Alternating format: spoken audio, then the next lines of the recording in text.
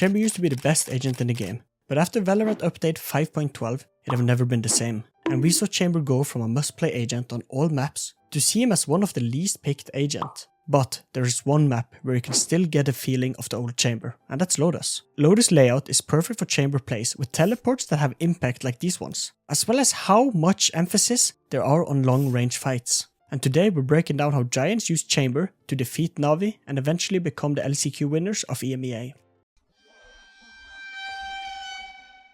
The agent selection are quite different, with only Breach as the same agent for both teams. And here both teams are focusing on different setups, with NaVi going for a more structured comp, with one duelist as the main entry, and then building a roster of agents around the duelist to make it easier, with Sova and Breach to help the duelist entry, Cypher as the lurker and Brimstone as the main controller, while Giants have went for a more aggressive comp and loose comp, with two duelists in Jet and Raze that are super aggressive on a map like Pearl, as well as Chamber as a very good entry, and then Breach and Omen as supporting agents for the three big guns. The goal for Giant is to have a good defense side, since on the attack side your comp will be dominant. And this is why I think they picked Chamber, to secure a good defense side.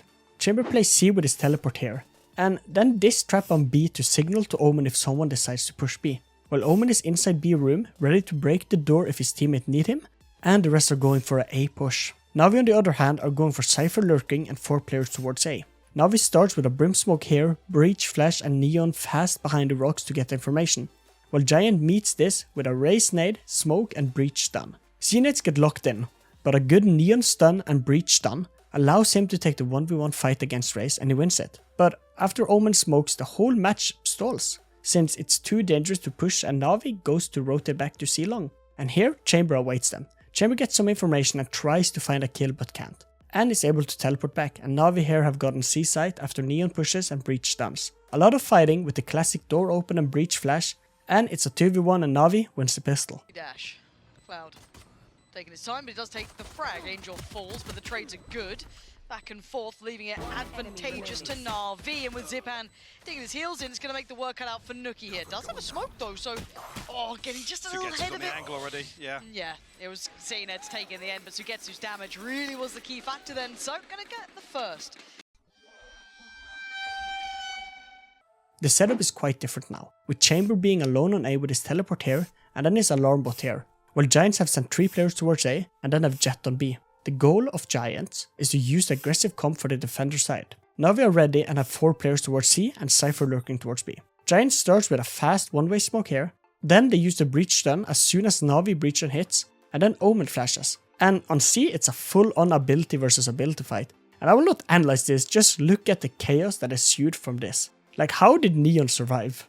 And when the dust settles, both teams surrender C long control and NaVi will have to start to focus a different site. And Cypher decides to spot out on A long to see what information he can get to make sure his teammate can rotate safely. And look at Chamber's position. He's this far out in the open since he can easily teleport back, and there's no way NaVi is ready for this. And this just shows you how good Chamber's abilities are on Lotus. Chamber and Cypher spot each other and Cypher have to use a cage to get away, and this puts a wrench into NaVi's whole play. But NaVi is still stuck on going A. And here, Chamber in a lack of judgment stays to get 1 kill before falling off, and he can't need dice, and now A is open for business. Breach gets a great tap on Neon, and it's back to 4v4.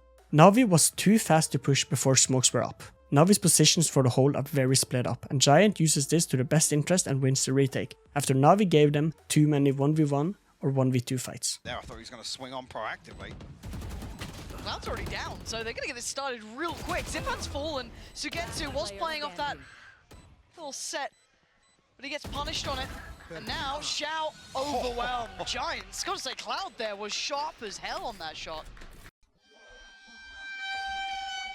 I want in this round to focus on the Chamber setup by Giants, since by looking at the map, Chamber just sitting in this corner looks dumb, but how Giant played him is what's interesting in this round. Chamber uses his ult this round, since to do this play you want an operator.